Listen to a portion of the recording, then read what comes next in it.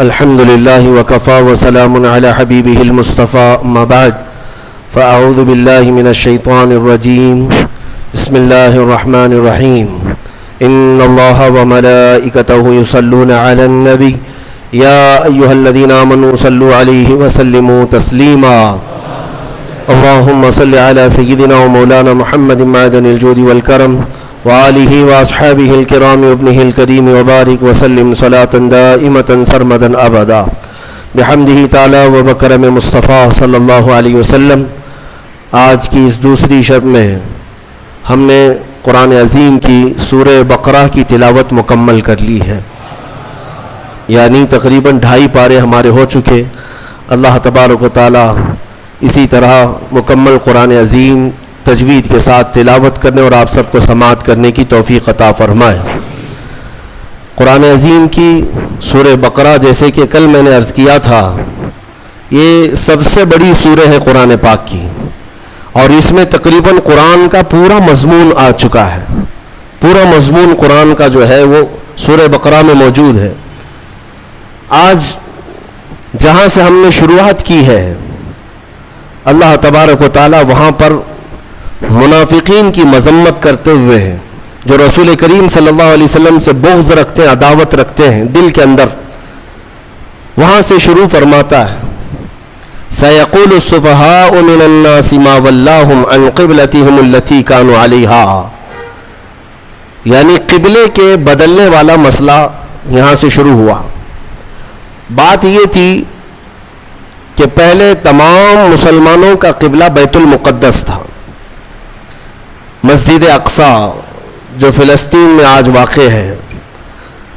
بیت المقدس مسجد اقصی کی طرف سب لوگ منہ کر کے نماز پڑھتے تھے۔ پچھلے انبیاء اکرام کا بھی قبلہ رہا ہے، بہت سارے انبیاء اکرام علیہ السلام کا قبلہ بیت المقدس ہی تھا۔ خود رسول کریم صلی اللہ تعالی علیہ وسلم بھی بیت المقدس کی طرف منہ کر کے ہی نماز پڑھتے رہے، جب تک مدینہ طیبہ میں ہجرت کر کے پہنچے، اور وہاں پر بھی 17 مہینے تک حضور پاک صلی اللہ علیہ وسلم مسجد اقصی بیت المقدس کی طرف منہ کر کے نماز پڑھتے رہے۔ لیکن ایک وقت ایسا آیا میرے عزیزوں، رسول کریم صلی اللہ تعالی علیہ وسلم ظہر کی نماز پڑھا رہے تھے صحابہ کو۔ میں توجہ چاہتا ہوں، مدینے میں دونوں قبلوں کا جو رخ ہے بالکل اپوزٹ ہے۔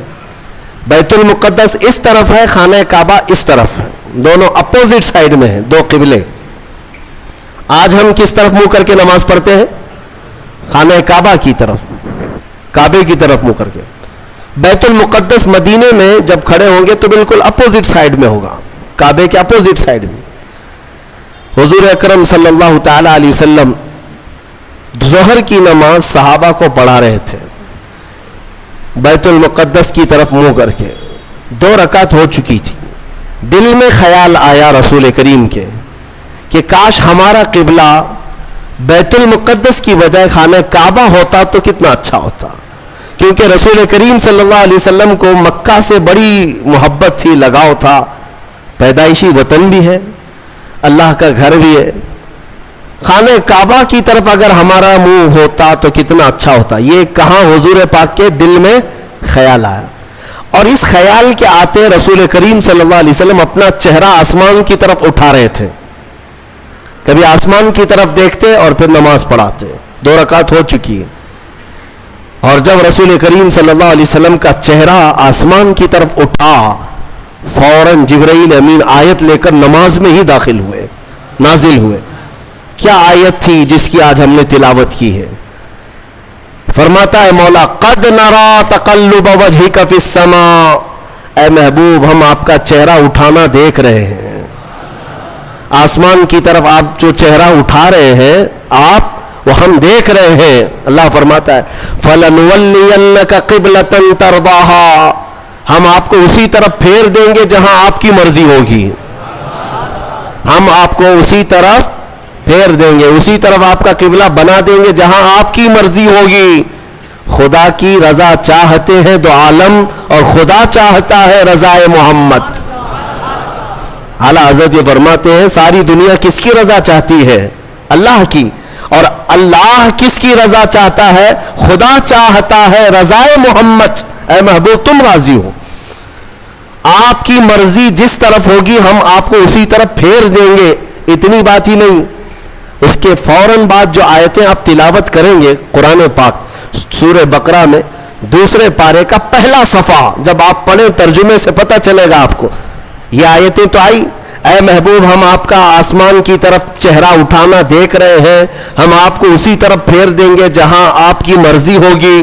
اس کے فوراً بعد آیت آتی ہے فَوَلِّ وَجْهَكَ شَطْرَ الْمَسْجِدِ الْحَرَامِ، دیر کس بات کی محبوب، ابھی اسی حالت میں آپ قبلہ بیت المقدس کی بجائے کعبے کی طرف کر لیں، بیت المقدس کی بجائے کعبے کی طرف ابھی کر لیں نماز کی حالت میں۔ حکم نماز کی حالت میں ہوا اور رسول کریم صلی اللہ علیہ وسلم 2 رکعت کے بعد پھر گئے بیت المقدس سے کس طرف؟ خانہ کعبہ کی طرف۔ بالکل اپوزٹ ڈائریکشن ہے دونوں بھی، میں آپ کو بتا رہا ہوں، پیچھے صحابہ کی جماعت ہے، میں اگر آپ کی طرف گھوم جاؤں تو مقتدیوں کا آمنا سامنا نہیں ہوگا، امام پیچھے ہو جائے گا، مقتدی آگے ہو جائیں گے۔ ایک روایت میں ہے رسول کریم صلی اللہ تعالی علیہ وسلم چل کر کے ان صفوں میں سے بیچ میں سے آگے گئے اور صحابہ نے جب دیکھ لیا حضور کا چہرہ اس طرف تو پوچھا نہیں کیوں، سبوں نے اسی طرف کر لیا۔ دین اسی کا نام ہے جس طرف رسول کا چہرہ ہے، یہ پوچھنے کی ضرورت نہیں کہ آقا اب تک یہاں تھا اب یہاں کیوں، کسی صحابی نے پوچھا نہیں، سبوں نے اس طرف منہ کر لیا۔ نماز کے عالم میں پوچھ تو نہیں سکتے، لیکن جب رسول کا چہرہ دیکھا، میرے عزیزو یہی تو اصل دین ہے۔ اقبال کہتا ہے بمصطفیٰ رساں خیش کے دی ہماؤس، اپنے آپ کو نبی کے قدموں تک پہنچا دے، دین یہی ہے۔ گر بہو نہ رسیدی تمام بول حبیس، اور اگر تم رسول تک نہیں پہنچ سکے تو پوری زندگی ابو لہب کی طرح ہے، ابو لہب ہے۔ حضور تک پہنچ جانا یہی دین ہے، اور صحابہ اس کو سمجھتے تھے۔ حضور کا چہرہ اس طرف ہوا تو سب صحابہ گھوم گئے۔ ایک روایت میں تو یہ ہے کہ رسول کریم صلی اللہ تعالی علیہ وسلم مڑ گئے تو صحابہ چل چل کر کے پیچھے آ کر کے صفیں لگانے لگے، اس طرف سے اس طرف سب آئے اور حضور کے پیچھے صفیں لگا کر باقی کی 2 رکعت نماز ادا کی۔ اس نماز میں چہرہ بھی بدلا، چلت پھرت بھی ہوئی، لیکن نماز کسی کی نہیں ٹوٹی، نماز کسی کی نہیں ٹوٹی، اس لیے کہ وہ سارے صحابہ رسول کی اطاعت میں تھے۔ یہاں تک کہ حکم ہے میرے عزیزوں، لوگ توحید کے نام پر آج کچھ سعودی ایسے گمراہ کرتے ہیں کہ رسول کا خیال آنا بھی نہیں چاہیے نماز میں، نعوذ باللہ۔ بعض گدھوں نے، بعض کتوں نے یہ تک لکھ دیا کہ حضور کا خیال نماز میں آنا گدھے کے خیال سے بدتر ہے، نعوذ باللہ من ذالک۔ یہ جملے بھی بولنا ہمارے لیے سخت ہے، لیکن لوگ کتابوں میں لکھ مارے ہیں، آج بھی کتابیں موجود ہیں۔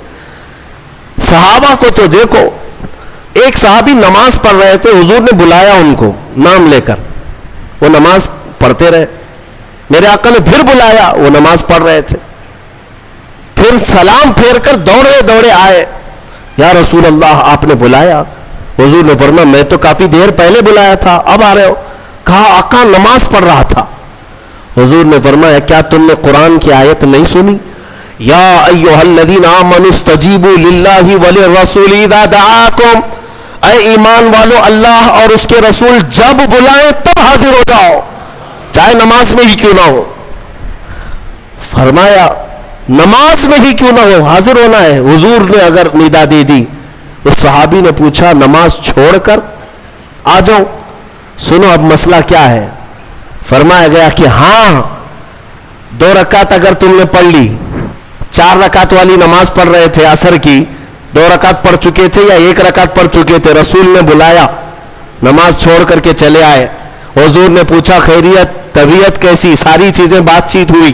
حضور نے بازار بھیجا، سامان لے آؤ، سودا سلف خریدو، فلاں کو دے آؤ، سب سامان دیا، خریدا، خرید و فروخت کیا، واپس آیا، فرمایا گیا جہاں سے چھوڑا تھا وہیں سے کمپلیٹ کرو، کنٹینیو کرو، پھر سے دہرانے کی ضرورت نہیں۔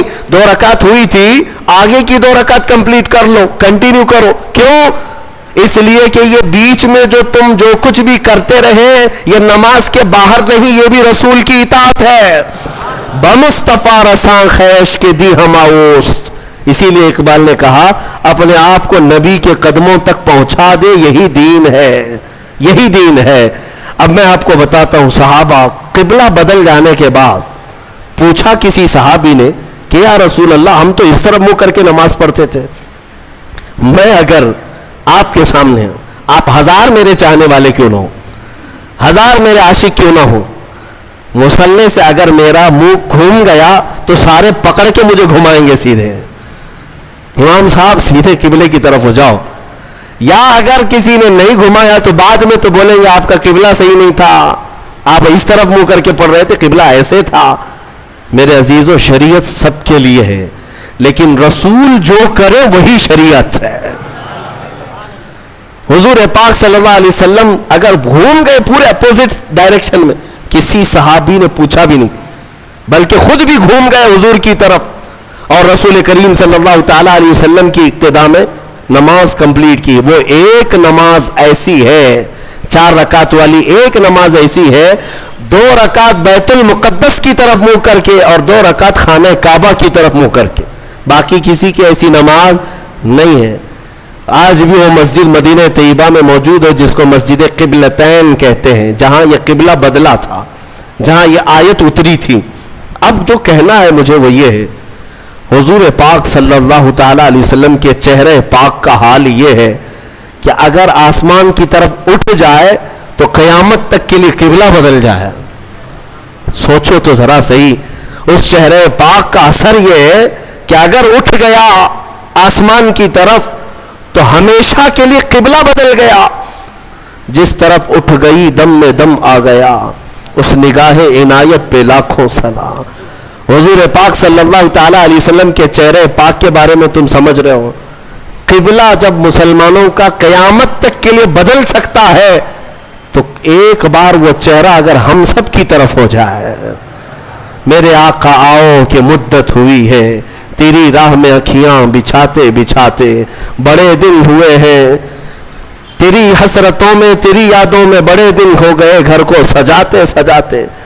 اے مومنو تمنا یہ کرو حضور کی بارگاہ میں ہمیشہ کہ وہ چہرے جمال جہاں آرا ایک بار نظر آ گیا تمہیں تو تمہارا یہ ادھر ادھر کا قبلہ بدل جائے گا، پھر تمہارا قبلہ اسی محبوب دو جہاں کی طرف ہوگا. ہمارے دلوں کے قبلے کو بدلنا بھی یہ میرے حبیب پاک صلی اللہ علیہ وسلم کا اثر ہے. اب منافقین جو ہے بات بنانے لگ گئے. میں یہاں پر ایک اور نقطہ عرض کر دوں. صحابہ کا حال یہ تھا کہ انہوں نے کسی نے پوچھا نہیں 2 رکعت ادھر اور 2 رکعت ادھر کیوں، بلکہ صحابہ جانتے تھے کہ جو رسول کرے وہی دین ہے، وہی شریعت ہے. ایک صحابی سے پوچھا حضور پاک صلی اللہ تعالی علیہ وسلم ظہر کی نماز میں قرات کرتے تھے کہ نہیں کرتے تھے؟ حضور ظہر کی نماز میں قرات کرتے تھے. یعنی آپ سب کو معلوم ہے نا 3 نمازیں جہری ہیں، 2 نمازیں سری ہیں. فجر مغرب عشاء اس میں زور سے قرات کرتے ہیں امام، ہے نا، اور ظہر اور عصر میں زور سے نہیں کرتے، خاموش. لیکن کرتے ہیں کہ نہیں کرتے تم کو کیا معلوم؟ خاموش کھڑے رہتے نا امام. تو آپ کو پتا ہے پیچھے صفوں میں کھڑے رہتے امام صاحب پڑھتے بھی ہیں کہ نہیں پڑھتے کسی کو نہیں پتا. اب حضور پاک صلی اللہ علیہ وسلم ظہر کی نماز میں آہستہ ہی صحیح کچھ پڑھتے تھے کہ نہیں پڑھتے تھے؟ ایک صحابی سے پوچھا گیا. اس صحابی نے کہا ہاں رسول اللہ تلاوت کرتے تھے. کہا سنائی دیتا تھا؟ کہا نہیں. کیسے پتا؟ وہ صحابی کہتے ہیں میں پیچھے صف میں کھڑا رہتا اور حضور کے چہرے کی طرف دیکھتا، آپ کی داڑھی مبارک ہلتی رہتی تھی، داڑھی مبارک ہلتی رہتی تھی. اس کا مطلب یہ ہے کہ میرے آقا نماز میں خاموش نہیں تلاوت کیا کرتے تھے. اے میرے عزیزوں ان صحابہ سے پوچھو نماز میں تمہیں کعبے کی طرف دیکھنا چاہیے یا رسول کے چہرے کی طرف؟ ان صحابہ کی ترجمانی اگر کہیں سے ملتی ہے تو بریلی کے امام کی زبان میں وہ کہتا ہے حاجیوں آؤ شہنشاہ کا روضہ دیکھو، کعبہ تو دیکھ چکے، کعبے کا کعبہ دیکھو، کعبے کا کعبہ دیکھو. صحابہ جو دیکھتے تھے وہ کیا تھا؟ کعبے کا کعبہ تھا. اور وہ ان کی نمازیں نہیں ٹوٹتی تھیں. ہاں آپ سب چاہے کتنا بھی بڑا امام ابھی آئے، آپ کو حکم نہیں ہے کہ امام کی طرف دیکھتے رہو. آپ کو حکم نہیں ہے، آپ کعبے کی طرف منہ کر کے رکھو. اب کے زمانے میں امام کے پیچھے ہیں آپ، لیکن امام کو دیکھتے مت رہو نماز میں کہ امام کی ٹانگ اٹھی ہے یا پیر اٹھا ہے، پیجامہ نیچے آیا ہے، کیا ہو رہا ہے اس کا نماز میں. یہ تمہیں حکم آج نہیں ہے. نماز میں اگر کھڑے ہو گئے تو قبلے کی طرف منہ رہے. صحابہ اکرام کا حال یہ تھا کہ وہ اپنے رسول کو دیکھا کرتے. اتنا ہی نہیں میرے عزیزوں، اتنا ہی نہیں، ایک اور بات میں بتا دوں. آج مدینہ طیبہ میں اگر آپ جائیں گے، اللہ سب کو حاضری نصیب فرمائے. یہ حضور کا محراب اس طرف ہے سامنے، حضور پاک صلی اللہ تعالیٰ علیہ وسلم کا محراب سامنے ہے. اور جب محراب کی طرف منہ کر کے کوئی کھڑا رہے گا تو بائیں ہاتھ کی جانب حضور صلی اللہ تعالیٰ علیہ وسلم کا حجرہ، جو روضہ ہے آج بھی حضور کا، وہی حضور کا حجرہ تھا جس میں میرے آقا صلی اللہ علیہ وسلم حضرت عائشہ صدیقہ رضی اللہ تعالیٰ عنہا کے ساتھ قیام فرماتے. وہ حجرہ عائشہ صدیقہ ہے جس میں میرے آقا دفن ہے. آج کہاں ہے وہ؟ یہ سامنے محراب اور ادھر بالکل بائیں سائیڈ میں حجرہ ہے حضور کا. دروازہ بھی اس کا وہی تھا. جب اقامت یہاں بولتا مؤذن، حضور حجرے سے نکلتے تھے، اور جب حضور حجرے سے نکلتے صحابہ کھڑے ہو جاتے تھے اور صفیں لگ جاتی تھی. اندازہ کرو قبلہ ادھر ہے اور حضور کا حجرہ ادھر ہے بائیں جانب. حضور اکرم صلی اللہ تعالیٰ علیہ وسلم کی وفات سے چند دنوں پہلے کی بات ہے، یہ آخری ایام ہے ظاہری زندگی کے، جب رسول کریم صلی اللہ تعالیٰ علیہ وسلم علالت میں تھے. تکلیف بہت زیادہ تھی، بخار کی شدت تھی. 1 مہینے تک بخار کی شدت رہی سفر کے مہینے میں. ان دنوں میں بعض مرتبہ ایسا ہوا حضور اکرم صلی اللہ تعالیٰ علیہ وسلم اپنے حجرے سے نکلتے تو 2 صحابہ کے کندھوں پر ہاتھ رکھ کر کے آتے تھے. تکلیف کی شدت تھی لیکن پھر بھی مسجد میں آ جاتے تھے. لیکن آپ کی وفات سے چند دن پہلے ایسے حالات پیش آئے کہ حضور اپنے حجرے سے باہر نہیں آتے تھے. صحابہ کی نمازیں کون پڑھاتا تھا؟ حضرت ابو بکر صدیق پڑھاتے تھے. مصلی پر آپ بڑھتے، نمازیں آپ پڑھاتے. 17 نمازیں حضرت ابو بکر صدیق نے پڑھائی. ایک روایت میں پڑھتا ہوں تو آنکھیں بھیگ جاتی ہیں. مغرب کی اذان ہو چکی، صفیں لگ چکی، مؤذن اقامت بول چکا، حضرت ابو بکر صدیق مصلی پر جا چکے، تکبیر باندھ لیے. اچانک حضور کا حجرہ کھل گیا. کئی دن سے میرے آقا آئے نہیں تھے. جیسے حجرہ کھلا سارے صحابہ مڑ کر کے میرے آقا کی طرف دیکھنے لگ گئے. قبلے کی طرف نہیں، حجرے کی طرف سب مڑ گئے. اور جب رسول کریم صلی اللہ تعالیٰ علیہ وسلم کے چہرے پاک کی چمک دیکھا، سارے صحابہ کے دلوں میں ایسی رقت طاری ہو گئی، ان کی آوازیں بلند ہو گئی. بعض نے ہاتھ پر آواز مار مار کر کے کہا، ابو بکر پیچھے آ جاؤ، آفتاب رسالت آ چکے ہیں، رسول کریم صلی اللہ تعالیٰ علیہ وسلم آ چکے. میں یہ نماز کی حالت کی بات کر رہا ہوں. نماز کی حالت صحابہ جانتے تھے کہ رسول کی رضا ہی یہ اللہ تک پہنچنے کا ذریعہ ہے. اگر رسول کو راضی کر لیا تو ساری عبادتیں ہیں، اور اگر وہ راضی نہ تو ساری عبادتیں فضول ہیں. صحابہ اکرام رضوان اللہ تعالیٰ علیہ مجمعین نے جب آواز لگائی تو وہ ابو بکر صدیق مصلی پر جو ہے میرے عزیزوں، مصلی پر جا چکا امام، تکبیر باندھا ہوا امام، جب آواز آئی پیچھے سے تو وہ خود بھی بائیں جانب مڑ کر دیکھتے ہوئے پیچھے کی طرف آنے لگ گئے. نماز توڑ کر کے نہیں، رکعت باندھ کر کے پیچھے کی طرف آنے لگ گئے. رسول کریم صلی اللہ تعالیٰ علیہ وسلم جب تشریف لائے تو مصلی پر میرے آقا صلی اللہ تعالیٰ علیہ وسلم کو بٹھایا گیا. یہ کیسی نمازیں تھیں، کیسی نماز. ہم اور آپ اگر حرکت بھی کریں تو نماز ٹوٹ جائے، نماز باطل ہو جائے، فاسد ہو جائے. لیکن رسول کے لیے اگر چہرہ پھر بھی گیا تو نماز باطل نہیں، بلکہ میں کہتا ہوں وہی تو عین نماز ہے۔ ظالمو تم کہتے ہو رسول کا خیال آنا معاذ اللہ رب العالمین، برے کلمات کہتے ہو، گدھے کے خیال سے بدتر ہے۔ ان صحابہ سے پوچھو، وہ اللہ رب العزت کی عبادت کرتے تھے لیکن رسول کے چہرے کو بھی دیکھا کرتے تھے۔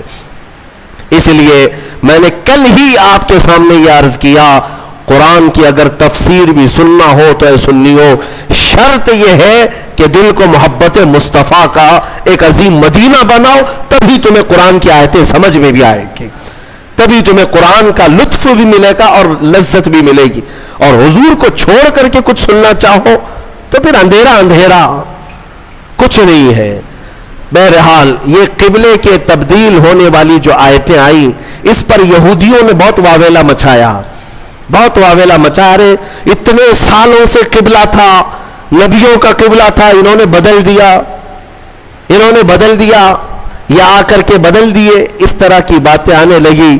تو رب تبارک و تعالیٰ نے ابھی اپنے حبیب صلی اللہ تعالیٰ علیہ وسلم سے یہ فرمایا، آپ ارشاد فرمائیں وَمَا أَنْتَ بِتَابِعٍ قِبْلَتَهُمْ، آپ فرما دیں ان سے کہ میں تمہاری قبلے کی پیروی کرنے نہیں آیا، بلکہ رسول جو کہہ دیں گے وہی قبلہ ہے۔ عزیزان گرامی وقار، قبلے کی تبدیلی کا حکم جو آیا وہ اسی پارے میں اس کا ذکر ہے، اور اس کے بعد پورے دوسرے پارے میں کئی احکام نازل ہوئے، کئی احکام ہیں شہیدوں کے متعلق اسی آیت میں ہے۔ فرمایا رب تعالیٰ نے جو اللہ کی راہ میں مارے جائیں انہیں مردہ نہ کہو، وہ زندہ ہیں، بل احیاء ولکن لا تشعرون۔ بعض لوگ ہم سے پوچھتے ہیں آپ رسول کو وفات کے بعد بھی زندہ مانتے ہیں، قرآن کی کوئی دلیل ہے آپ کے پاس؟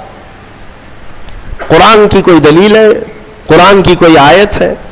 میاں میں وہی پڑھ رہا ہوں آپ کے سامنے، وَلَا تَقُولُوا لِمَنْ يُقْتَلُ فِي سَبِيلِ اللَّهِ أَمْوَاتٌ، جو اللہ کی راہ میں مارے گئے ہوں انہیں مردہ نہ کہو۔ ہر سنی مسلمان جانتا ہے۔ تو سب سے پہلے یہ کہتے ہیں لوگ، ارے میاں یہ تو شہیدوں کے لیے آیت آئی۔ ہم کہتے ہیں کیٹیگری اگر آپ کو بتاؤں شہید کا مقام کب آتا ہے، اللہ تعالیٰ نے آیت میں فرمایا انعم اللہ علیہم من النبیین والصدیقین والشہداء والصالحین، چار لوگوں کا ذکر قرآن میں اللہ نے فرمایا جن پر اللہ نے انعام نازل کیا۔ نمبر 1 النبیین، انبیاء سب سے پہلا مقام ہے، والصدیقین دوسرے نمبر پر صدیق ہوتے ہیں، تیسرے نمبر پر شہید۔ تیسرے نمبر والا جب اپنی قبر میں زندہ ہو سکتا ہے تو پہلے نمبر والا کیوں نہیں زندہ ہو سکتا؟ بلکہ دوسرے نمبر پر جو صدیق ہے وہ بھی اپنی قبروں میں زندہ ہے۔ 60 ہجری ہو چکی تھی حضور کی وفات کے 50 سال بعد، 60ویں ہجری میں مدینے میں ایک سیلاب آیا، توجہ چاہتا ہوں یہ حدیث میں موجود ہے، سیلاب آیا اور پانی اتنا بھر گیا کہ مسجد نبوی میں بھی آیا۔ مسجد نبوی میں جب پانی آیا تو حضور کے حجرے میں بھی داخل ہوا، مٹی کی قبریں تھی، ایک قبر کھل گئی، قبر کھل گئی تو پیر باہر نظر آنے لگا، خوبصورت پیر، مدینے والے سب جمع ہو گئے کہ رسول اللہ کا پیر نظر آنے لگا۔ کب کی بات؟ 60ویں ہجری کی بات کر رہا ہوں، 60 ہجری حضور کی وفات کے 50 سال بعد۔ تو صحابہ بھی جمع ہوئے، اس میں پھر ایک تابعی حضرت عروہ بن زبیر رضی اللہ، وہ آگے بڑھے اور انہوں نے کہا، غور سے دیکھا، قدم کو چھوا بھی اور لوگوں سے کہا اے مدینے والوں یہ اللہ کے رسول کا قدم نہیں، یہ عمر ابن خطاب کا قدم ہے، میں اچھی طرح سے جانتا ہوں، واللہ ہذہ لقدم عمر، قسم خدا کی یہ پیر عمر ابن خطاب کا ہے۔ اور روایت بیان کرنے والے کہتے ہیں کہ پیر کو جب چھوتے تھے تو خون اپنی جگہ سے ہٹ جایا کرتا تھا، جیسے زندوں کو چھوئیں تو خون ادھر سے ادھر ہوتا ہے۔ یہ 60ویں ہجری میں کس کا پیر؟ عمر ابن خطاب رضی اللہ تعالیٰ عنہ کا، جن کے پہلو میں آرام کرنے والا زندہ ہے تو پھر اس رسول کی برکت کا حال کیا ہوگا؟ تو تو زندہ ہے واللہ، تو زندہ ہے واللہ، میری چشم عالم سے چھپ جانے والے، جو تم کو مردہ کہے وہ مردہ ہے واللہ، اور اے رسول پاک تم زندہ ہو واللہ، تم زندہ ہو واللہ۔ یہ ایک عقیدہ یہاں سے لے کر کے چلو۔ شہداء کی زندگی کا بھی تذکرہ آج کی تلاوت میں ہم نے حاصل کیا، اور ایک اہم چیز آج کے پارے میں ہم نے جو تلاوت کی وہ ہے حج کے احکام۔ تقریباً اس میں آ گئے الحج اشہر معلومات، اب رمضان کے بعد جو مہینہ شروع ہوگا وہ حج کا مہینہ ہے، شوال، ذی القعدہ، ذی الحج، شوال کا پورا مہینہ، ذی القعدہ کا پورا مہینہ، اور ذی الحجہ کے 10 دن قرآن کہتا ہے یہ حج کے مہینے ہیں۔ فمن فرض فیہن الحج، جس پر حج فرض ہو گیا پھر وہ کوئی گناہ نہ کرے، فلا رفث ولا فسوق ولا جدال فی الحج، زنا، خواہشات نفسانیہ، یا پھر جھگڑا، یا پھر کوئی ایسا فسق والا عمل نہ کرے، حج جس پر فرض ہو گیا۔ اب حج کس پر فرض ہوا؟ ہمارے ہاں تو یہی حال ہے کہ بیٹی کی بھی شادی ہو چکی ہو، بیٹے کی بھی ہو چکی ہو، سب کے عقیقے بھی ہو چکے ہوں، ان کے تمام کام سب ہو چکے ہوں، بال سفید ہو گئے ہوں، کمر ٹیڑھی ہو گئی ہوں، تب حج فرض ہو رہا ہے۔ میاں حج کیا فرض ہو رہا ہے؟ اس وقت تو قبر فرض ہونے والی ہے۔ ابھی حج جو ہے عمر کے اعتبار سے فرض نہیں ہے۔ صاحب استطاعت کسے کہتے ہیں؟ حج پر جانے اتنی رقم تمہارے پاس ہے، ایک مہینہ حج کے لیے لگتا ہے، اور جاؤ گے تو تمہارے گھر والوں کو راشن پانی مل جائے گا ایک مہینے کا، تو حج فرض ہو گیا۔ 50 لاکھ کا گھر بنا لیتے ہیں، 5 لاکھ کا حج نہیں ہو سکتا۔ سمجھ لو تمہارے پاس اس زمانے میں 5 لاکھ ایکسٹرا ہے تو میرے اندازے کے مطابق اس پر حج فرض ہو چکا، اور میرے آقا صلی اللہ علیہ وسلم نے فرمایا جس پر حج فرض ہوا اور وہ حج کے لیے نہیں گیا، میرے آقا فرماتے ہیں مجھے اس کی پرواہ نہیں کہ وہ یہودی ہو کے مرے یا عیسائی ہو کے مرے۔ حج کی فرضیت کو ہلکے میں لیتے ہیں لوگ۔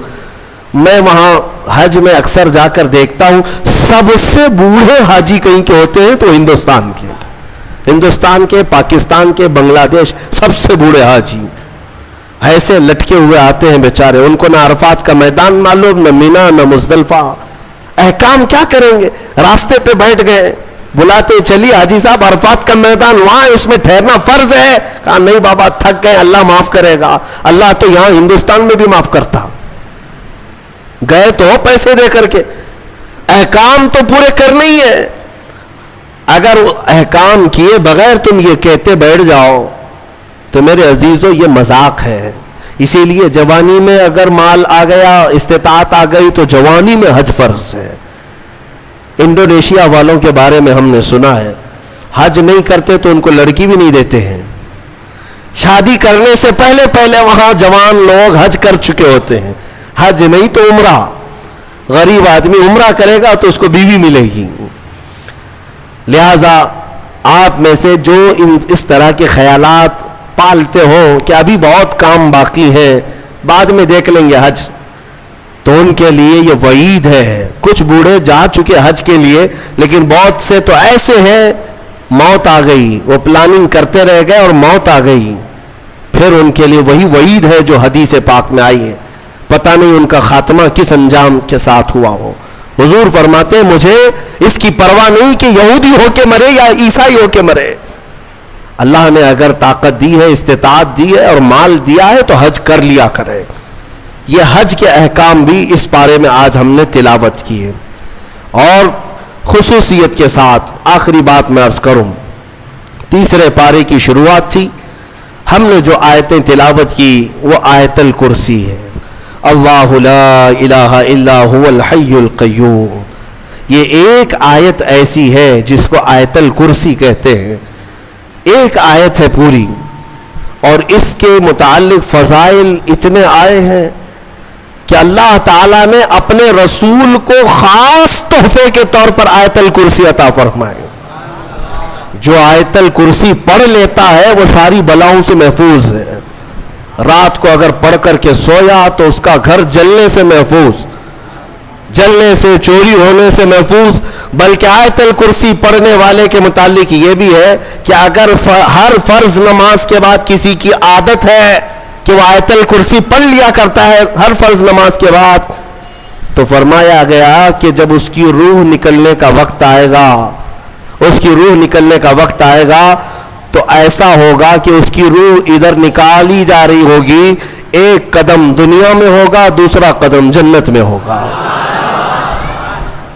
اور اس کی روح قبض کرنے کے لیے بھی یہ حکم آیا کہ اتنی آسانی کے ساتھ اس کی روح نکالی جائے گی کہ اسے اندازہ بھی نہیں ہوگا، پتہ بھی نہ چلے گا. آیت الکرسی پڑھنے کی عادت ڈالو، حفاظت کے لیے بھی، اور جو اللہ رب العزت سے بے پناہ محبت کرنا چاہتا ہے، اپنے رب سے بے پناہ محبت کر کے قریب ہونا چاہتا ہے، اسے آیت الکرسی کا ورد ضروری ہے. وہ جس قدر آیت الکرسی پڑھے گا مولا تعالیٰ اتنا قریب اس بندے کو کرتا جائے گا. اور ایک بات یاد رکھ لیں، الحمدللہ بچپن سے ہمیں بھی یہ عادت ہے، آیت الکرسی پڑھنے والے کی ایک اور فضیلت ہے کہ اسے پھر دوسری کرسی کی لالچ بھی نہیں آئے گی. ہاں، کرسی والوں کو میں یہ کہتا ہوں آیت الکرسی پڑھا کرو تاکہ یہ نحوست دل سے نکل جائے. یہ کرسی، وہ کرسی، وہ کرسی، یہ کرسی، کب تک کرسیوں کے پیچھے چلو گے؟ جس کے پاس آیت الکرسی ہو، جیسے دیکھو اجمیر کے خواجہ کی کرسی آج تک کوئی نہیں ہلاتا، کوئی نہیں ہلاتا، اور اس کرسی کے لیے کبھی الیکشن بھی نہیں ہوتا. ہماری بات ہمارے اور 100 نسلیں بھی آئیں گی، ہندوستان کا بادشاہ وہ نسلیں غریب نواز کو ہی سمجھا کریں گی. کیوں؟ وہ آیت الکرسی والے بادشاہ ہیں. لہذا ہے سنی مسلمانوں، آیت الکرسی کا ورد رکھو. یہ کرسیوں کی لالچیں بھی بہت خطرناک ہوتی ہیں، بسا اوقات انسان کو کافر بنا دیتی ہیں، بسا اوقات انسان کو گمراہ کر دیتی ہیں. ہم نے دیکھا ہے اولیاء اکرام کی تعلیم میں، اولیاء اکرام جب کسی کی تربیت کرتے ہیں نا تصوف میں، تو تربیت میں سب سے پہلے وہ 2 چیزوں کو مارتے ہیں. پہلی چیز یہ ہے کہ کھانے میں لالچی نہ ہو، بہت زیادہ کھانا بند کر دو. اگر کسی ولی کے دربار میں تربیت لینا ہے تو پہلی تربیت وہ یہ کرتے ہیں کھانے پر کنٹرول. اور دوسری تربیت کسی بھی مقام، مرتبے، منصب اور کرسی کی لالچ ہرگز نہیں. کوئی عمل اس لیے نہیں کرے گا کہ مجھے یہ مقام ملے، دنیاوی منصب ملے. اسی لیے میرے آقا صلی اللہ تعالی علیہ وسلم نے بھی ارشاد فرمایا کہ دنیا طلب کرنے والا اگر علم دین بھی حاصل کرے گا تو وہ ایسا ہی ہے جیسے خنزیر کے گلے میں موتیوں کا ہار ڈالا جا رہا ہے. حب جاہ، حب مال، حب مقام، حب منصب، یہ بری خصلتیں ہیں. اللہ ان تمام چیزوں سے ہمیں محفوظ رکھے. من رکع فرفع، حضور نے فرمایا جو جھک گیا اللہ اسے بلند کرتا ہے، اور جو اکڑ گیا اللہ اسے ہمیشہ ذلیل کرتا ہے. تو یہ کرسیاں ہی ہیں جو اکڑ پیدا کرتی ہیں. آیت الکرسی کا ورد ہمیشہ رکھو، بہت ساری چیزوں سے تمہیں محفوظ کر دے گی. آخری بات، اس میں تیسرے پارے کی ایک بہت ہی اہم چیز بیان ہوئی ہے. وہ کیا ہے؟ ابراہیم علیہ الصلاۃ والتسلیم نے ایک بار اللہ رب العزت کی بارگاہ میں سوال کیا، اے مولا مجھے دکھا تم مردوں کو زندہ کیسے کرتا ہے. اللہ نے پوچھا کہ اے ابراہیم کیا تجھے یقین نہیں ہے؟ کہا کیوں نہیں، یقین ہے مولا، لیکن آنکھوں سے دیکھنا چاہتا ہوں. لیطمئن قلبی، تاکہ میرے دل کو اطمینان ہو جائے. سنو، اللہ مردوں کو زندہ کرتا ہے یا نہیں کرتا؟ رب تبارک و تعالیٰ قادر مطلق ہے، سب بکھر جانے کے بعد بھی وہ دوبارہ زندہ کرے گا. ہاں کئی واقعات ہیں. حضرت عزیر علیہ السلام کا واقعہ بھی آج ہم نے تلاوت کیا. ایک نبی تھے اللہ کے، 33 سال کی عمر تھی، وہ اپنے خچر پر جا رہے تھے، ایک بستی کو دیکھا اجڑی ہوئی تھی، اجڑی ہوئی. انہوں نے یہ پوچھا اللہ کی بارگاہ میں کہ مولا یہ سب پوری بستی اجڑ گئی، یہاں نہ سبزے اگتے ہیں، نہ درخت، نہ پودے، کچھ نہیں، کیا پھر اس بستی کو تو دوبارہ زندہ کرے گا؟ تو حضرت عزیر علیہ السلام کو اسی وقت نیند لگ گئی، سو گئے. وہ سوئے تو 100 سال کے لیے سو گئے، 100 سال کے لیے وہی سو گئے. اور جس خچر پر آئے تھے، جو کھانا لے کر کے آئے تھے، اس کو بھی نیند لگ گئی. نیند کیا ہے؟ موت کی بہن ہے. اللہ نے سلا دیا. 100 سال کے بعد اٹھایا اللہ نے. پوچھا عزیر سے کتنے دن یہاں ٹھہرے رہے؟ کہا میں تو صبح آیا تھا، دوپہر ہو رہی ہے۔ اللہ نے فرمایا ذرا اپنے خچر کو دیکھو، تمہارے کھانے کو دیکھو، تم 100 سال یہاں ٹھہرے ہو۔ حضرت عزیر جب اٹھے اور گئے تو ان کی عمر تو 33 تھی، ان کی عمر تو 33 سال ہی تھی۔ مولا 100 سال سلایا، اس کے بعد بھی جوان ہی اٹھایا۔ جب اپنی آبادی میں آئے تو ان کے زمانے کے بچے بھی بوڑھے ہو چکے تھے، خود ان کی اولاد جو ان کے بیٹے تھے وہ ان سے بھی بڑے ہو چکے تھے، 118 سال، 115 سال، 110 سال کے ان کی عمریں ہیں، اور حضرت عزیر کی عمر تو 33 سال ہے۔ حضرت عزیر آئے اور کہا میں عزیر ہوں، اللہ کا نبی۔ لوگوں نے انکار کر دیا کہ وہ 100 سال پہلے جا چکے، تم کہاں سے آئے ابھی؟ ایک خاتون جو ان کے گھر کی کنیز تھی وہ بہت بوڑھی ہو چکی تھی، اس نے کہا میں عزیر کو 2 علامتوں سے پہچانتی ہوں، اگر وہ 2 علامتیں اس کے اندر ہیں تو یہ عزیر ہے۔ وہ آئی، کہا ایک تو یہ ہے کہ پورے زمانے میں تورات اگر کسی کو لفظ بلفظ یاد ہے تو صرف عزیر علیہ السلام کو، کسی کو نہیں، ایک علامت یہ ہے۔ دوسری یہ ہے کہ ان کی پیٹھ پر ایک نشان ہے جو کسی کے اندر نہیں ہے، وہ میں دیکھ چکی ہوں۔ حضرت عزیر کو جب اس بوڑھی نے یہ کہا تو حضرت عزیر علیہ السلام نے لفظ بلفظ پوری سورہ تورات سنا دی، اور ان کی پیٹھ پر وہ نشان بھی باقی تھا۔ تو اس خاتون نے پکار کر کہا اے لوگوں، یہ اللہ کی قدرت ہے، یہی عزیر ہے جو 100 سال پہلے ہم سے بچھڑا تھا، آج مولا نے 100 سال بعد دوبارہ اسے ہمارے ہاں اٹھا کر لایا ہے۔ یہ واقعہ کیوں پیش آیا؟ یہ ان منکرین کو بتانے کے لیے جو یہ سمجھتے ہیں کہ موت کے بعد پھر اللہ کسی کو نہیں اٹھا سکتا، اسی لیے کچھ لوگ جلا کر راکھ کرتے ہیں، کچھ لوگ چیل کووں کو کھلا دیتے ہیں کہ مرنے کے بعد پھر پکڑ نہیں ہونی چاہیے۔ یہ شراب کیوں پیتا تھا، چوری کیوں کرتا تھا، کوئی ڈنڈے مارنے والا نہ ہو، ہم تو اس کو جلا کے راکھ کر چکے۔ مولا قرآن میں بیان فرماتا ہے جو رب ایک پانی کے قطرے سے تمہیں انسان بنا سکتا ہے، تمہاری راکھ کو جمع کر کے دوبارہ تمہیں زندہ کیوں نہیں کر سکتا؟ وہ قادر مطلق ہے، دوبارہ اٹھائے گا۔ ہمارا عقیدہ کیا ہے؟ موت کے بعد ہم دوبارہ ہوں گے کہ نہیں ہوں گے، لیکن اس دنیا میں نہیں، پرن جنم نہیں، ہاں یہ پرن جنم والا نہیں ہے۔ ہمارا جو عقیدہ ہے وہ یہ ہے کہ مریں گے یہاں، اٹھیں گے قیامت کے دن۔ قیامت سے پہلے پھر کسی کی آتما نہیں اٹھنے والی ہے، جس کی اٹھتی ہے وہ بیوقوف ہے۔ ہاں وہ جو مشہور کرتے ہیں کہ اس کی آتما آئی، اس کی آتما آئی، کسی کی آتما نہیں آتی۔ ہاں یہ بات یاد رکھیں، شیطان کھیلتا ہے، روحیں جا چکی، ایک بار نکل گئی تو اب قیامت کے دن دوبارہ زندہ ہوں گی۔ الحمدللہ ہمارا عقیدہ یہی ہے، اسلام کا عقیدہ یہ، ہم مرنے کے بعد عالم برزخ میں جاتے ہیں اور پھر مولا قیامت کے دن اٹھاتا ہے۔ اس سے پہلے ہمارا عقیدہ یہ نہیں کہ ہم مرنے کے بعد پھر کبھی چوہا بن کے اٹھیں گے، بلی بن کے اٹھیں گے، کتا بن کے اٹھیں گے، ہاں اچھے کام کیا تھا تو اچھا بن کے دوسرے جنم میں پیدا ہوگا، برا کام کیا تھا تو کتا بن کے جنم لے گا، یہ نہیں ہے۔ الحمدللہ ہمیں اللہ نے انسان بنایا تھا، انسان ہی اٹھیں گے۔ ہاں کتوں والا عقیدہ مت رکھو، چوہوں والا اور بلیوں والا عقیدہ مت رکھو، ہمارا یہ عقیدہ نہیں۔ جو بات میں عرض کر رہا تھا وہ ابراہیم علیہ السلام کی۔ ابراہیم علیہ السلام نے پوچھا رب سے تو کیسے زندہ کرتا ہے مرنے کے بعد؟ تو رب نے فرمایا کیا تجھے یقین نہیں؟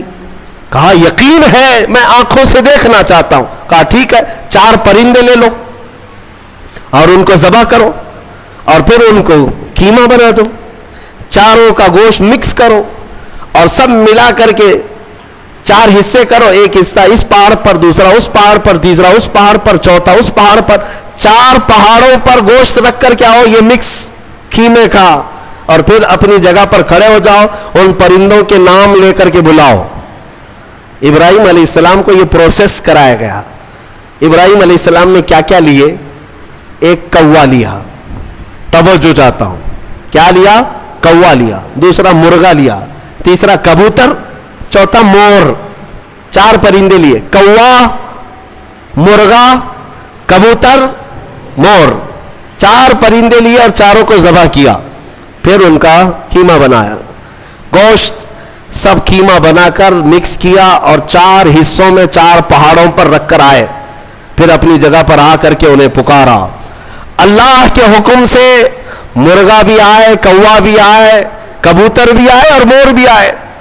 خدا کی قدرت دیکھے، وہ قیمہ ہوا میں اڑنے لگا اور جس جس پرندے کا جو گوشت تھا وہ اپنے اپنے جسم میں ملنے لگا، اور پھر ان کی جو منڈیاں تھی، منہ، وہ ابراہیم علیہ السلام کے پاس تھی، دھڑ صرف تنہا اڑتا ہوا آیا، اپنے اپنے منہ سے جڑ گیا اور اڑ کر چلے گئے۔ اللہ نے اپنی قدرت کا مشاہدہ اپنے نبی کو کروایا۔ ابراہیم علیہ السلام، مردوں کو مولا کیسے زندہ کرتا ہے یہ نبی کو سامنے کر کے دکھایا گیا۔ لیکن صوفیہ کرام کی بھی ایک تعلیم ہوتی ہے۔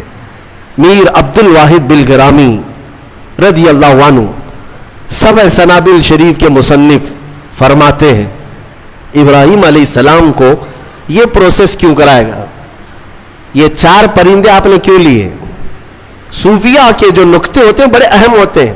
میں نے 4 پرندے کہا، یاد ہے نا 4 پرندے؟ ہاں، وہ ایسی ہی نہیں ہے کہ فارمیلٹی کے لیے میں نے آپ کے سامنے گنا دیے۔ توجہ، کوا، مرغا، کبوتر، مور، یہی 4 پرندے کیوں؟ ابراہیم علیہ السلام نے جو لیے۔ اولیاء کرام کی ایک جماعت کا کہنا یہ ہے کہ اصل میں ان پرندوں کی ایک ایک خصوصیت ہے، ایک ایک خصوصیت ہے۔ کوے کی خصوصیت ہے لالچ بہت ہوتی ہے اس کے اندر، لالچی بہت ہے، اس کا پیٹ کبھی نہیں بھرتا۔ ارے پورے مردے بھینسوں پر بیٹھتا ہے، اس کو ایسا لگتا ہے کہ پورا کھا جاؤں گا، لیکن ہوتا اتنا پیٹ ہے، لالچ ہے، بہت زیادہ لالچ۔ دوسرا پرندہ ہے مرغا، مرغے کے اندر شہوت بہت زیادہ ہے، شہوت، عورتوں کی خواہش۔ مرغا بہت زیادہ شہوتی ہوتا ہے، ہمیشہ مرغیوں کو دوڑاتا رہے، یہ شہوت اس کی خصلت ہے۔ تیسرا کبوتر، کبوتر کے اندر دوستی کرنے کی عادت بہت ہوتی ہے، جلدی دوست بنتا ہے۔ سارے پرندوں میں سب سے زیادہ مانوس ہونے والا پرندہ کبوتر ہے، ایک دن پال لو اس کے بعد رہ ہی جاتا ہے، دوستی کرنے والا پرندہ۔ چوتھا مور ہے، مور کی خصوصیت یہ ہے کہ وہ اپنے حسن کو دکھانے کا شوق بہت رکھتا ہے، 4 لوگ بھی کھڑے ہو گئے تو پورے پر کھول دے گا اور ناچتا ہے تو خوبصورت، لیکن دکھانے کی خواہش زیادہ ہے، ریاکاری، اپنے حسن کا مظاہرہ کروانا، یہ مور کی عادت ہے۔ حضرت میر عبد الواحد فرماتے ہیں، اے مسلمانوں، اللہ نے جو حکم کیا اپنے نبی ابراہیم کو، یہ 4 پرندے نہیں، کوا، مرغا، کبوتر، مور، یہ ذبح نہیں کیے، بلکہ ابراہیم علیہ السلام نے جو ذبح کیا وہ کیا ہے؟ لالچ کو ذبح کیا، شہوت کو ذبح کیا، دوستی کرنے والی عادت کو ذبح کیا، حسن کو دکھانے والی خصلت کو ذبح کیا۔ جب ان بری خصلتوں کو کوئی ذبح کرتا ہے تو مولا مردوں کو زندہ کرنے والی قدرت بھی دکھاتا ہے۔ یہ ہے اصل۔ اگر آج بھی رب تعالیٰ کی قدرت کے مشاہدے چاہتے ہو کہ آنکھوں سے ہم بھی کچھ دیکھ سکے، ان 4 عادتوں کو ذبح کرو، پہلے ذبح کرو۔ ذبح کرنے کا مطلب یہ لالچ ختم ہو جائے، شہوت ختم ہو جائے، دوستی کرنے کی عادت۔ کچھ لوگوں کو ایسا لگ رہا ہوگا سارے دوستوں کو برا کہہ رہے ہیں، نہیں، دوست بناؤ اچھے، وہ دوست جو تمہیں اللہ سے قریب کرے، ورنہ قرآن میں ہے کئی لوگ ایسے ہوں گے جو قیامت کے دن یہ پکاریں گے، 19ویں پارے کی آیت ہے، یا ویلتا لیتنی لم اتخذ فلانا خلیلا، اے کاش میں فلاں کو دوست نہیں بنایا ہوتا تو کتنا اچھا ہوتا، میں جہنم میں نہیں جاتا۔ کئی لوگ ایسے ہوں گے صرف دوستی کی وجہ سے دوزخ میں جا رہے ہوں گے، دوستی کی وجہ سے۔ تم کیا سمجھتے ہو ایرے غیرے سب سے دوستی کر لینا چاہیے؟ دوست اگر کسی کا برا ہے تو وہ تمہیں جہنم تک لے جا سکتا ہے۔ اسی لیے ہر ایرے غیرے نتھو کھیرے سے دوستی مومن کی شان نہیں ہے۔ وہ دوستی بھی اس سے کرتا ہے جو اسے اللہ سے قریب کرے اور اپنے مصطفیٰ سے قریب کرے، وہ دوست ہے۔ اور حسن کے اظہار کی عادت یہ ریاکاری ہے، اس سے بھی اللہ تعالی ہم سب کی حفاظت فرمائے۔ میں سب آیتیں بیان کرتا جاؤں، رات نکلتی جائے گی، ویسے وقت دامخل کی قلت دامنگیر ہر دن رہتی ہے. اللہ تبارک و تعالی ہم سب کو کہنے سننے سے زیادہ عمل کی توفیق عطا فرمائے. مولا قرآن کی تفسیر پر ہم سب کو عمل کی توفیق عطا فرمائے اور ہمارے دلوں میں عشق مصطفیٰ اور حضور اکرم صلی اللہ علیہ وسلم کی محبت کا اور ان کی عزت کا پہرا دینے کی ہمیں توفیق عطا فرمائے. وآخر دعوانا ان الحمد للہ رب العالمین. السلام علیکم.